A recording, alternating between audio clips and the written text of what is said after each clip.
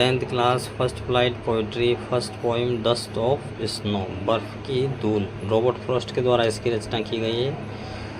First, what is the main theme of the poem Dust of snow, बर्फ़ की धूल कविता की मुख्य विषय वस्तु क्या है? Answer, there are some simple actions, कुछ साधारण सी क्रियाएं होती है, दैट लीव छोड़ देती है अ ग्रेट इम्पैक्ट, बहुत बड़ा प्रभाव, ऑफ ह्यूमन माइंड, मानव मस्तिष्क के ऊपर।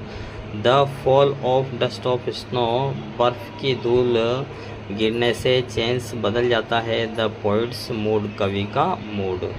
Second, what is the central idea of the poem Dust of Snow, Kavita dust of snow का केंद्रीय भाव क्या है? और What does the poet want to say in the poem Dust of Snow, कवि अपनी कविता डस्ट ऑफ स्नो में क्या कहना चाहता है? Answer, the central idea of the poem Dust of snow is that sometimes, किसी समय, सर्टेन मोमेंट्स, कुछ निश्चित जो पल होते हैं, और एक्शंस, क्रियाएं, आर सिंपल, साधारण सी, but have a larger significance, बहुत ज़्यादा महत्व की होती है, दे कैन चेंज, वे बदल सकती है, द मूड, मनोभाव, और लाइफ ऑफ ए पर्सन, और एक व्यक्ति के जीवन को।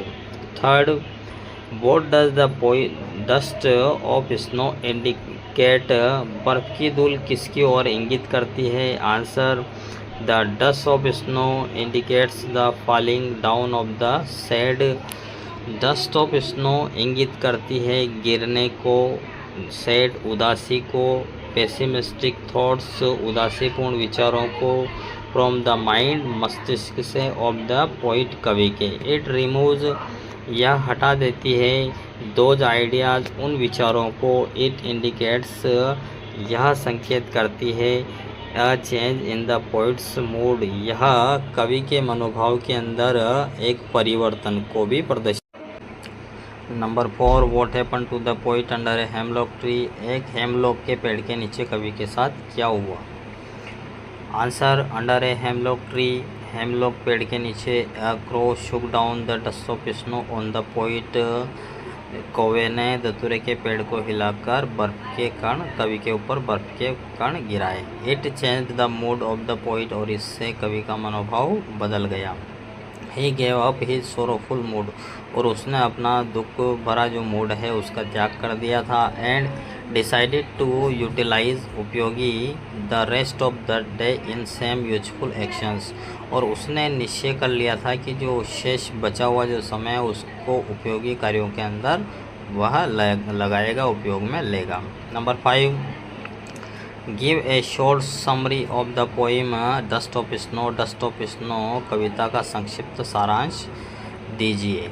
आंसर, द पोइम डिस्क्राइब्स, वर्णन करती है, ए सैड पोइट, एक दुखी कवि का, हु, जिसका मूड चेंज बदल जाता है, व्हेन ए क्रो शेक्स, जब एक कौवा हिला देता है, snow from A hemlock tree on him, जब एक कौवा एक धतूरे के पेड़ को हिलाकर उसके ऊपर बर्फ़ के कण गिराता है। दिस स्मॉल, यह छोटा सा, अनएक्सपेक्टेड, अनपेक्षित इवेंट, घटना, लिफ्ट्स, उठा देती है, हिज स्पिरिट्स, उसकी आत्मा को, एंड शोज, दर्शाती है, दैट इवन माइनर, जो लघु इंसिडेंट्स, घटनाएं, इन नेचर, प्रकृति में, कैन ब्रिंग जॉय, आनंद ला सकती है, कि प्रकृति में छोटी छोटी जो घटनाएं होती है वे मानव जीवन में आनंद ला सकती है। एंड पॉजिटिविटी, और सकारात्मकता, इट हेल्प्स हिम एप्रिसिएट, सराहना, ए पार्ट ऑफ द डे, और यह उसकी जो दिन को बचाने की जो सराहना है उसमें मदद करती है, विच ही हैड रूइड, जिसको वह पछतावे में बर्बाद कर रहा था। इट शोड, यह दर्शाती है, नेचर्स, प्रकृति की, एबिलिटी टू हील, कि प्रकृति के अंदर उपचार करने की क्षमता है, एंड इंस्पायर होप, आशा के लिए प्रेरित करने की भी। स्टूडेंट्स, आपके एग्ज़ाम के अंदर 4 नंबर का एक्सट्रैक्ट भी पूछा जाता है, जिसके अंदर नीचे 3 प्रश्न दिए जाते हैं। तीनों प्रश्नों के उत्तर जो स्ट्रेंजर रहता है उसमें से पढ़ के उनके जवाब देने रहते हैं। Read the extract given below and answer the questions that follow. Extract first. The way a crow shook down on me the dust of snow from a hemlock tree. जिस तरीके से एक कौवे ने धतूरे के पेड़ को हिलाकर मेरे ऊपर बर्फ़ के कण गिराए. जिस तरीके से एक कौवे ने धतूरे के पेड़ को हिलाकर मेरे ऊपर बर्फ़ के कण गिराए. Question number first. From which tree did the dust of snow fall. कौन से जो पेड़ है, कौन सा पेड़ है जिससे बर्फ़ के कण गिराए गए.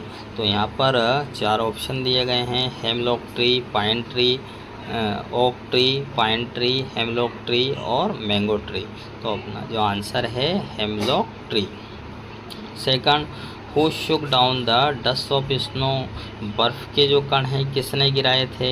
तो अ crow shook down the dust of snow from a tree. एक कौवे ने धतूरे के पेड़ को हिलाकर बर्फ़ के कण गिराए. Third. Where was the crow sitting. कौवा कहाँ पर बैठा हुआ था. The crow was sitting on the branch of a tree named hemlock. कि कौवा जो है एक पेड़ की शाखा पर बैठा हुआ था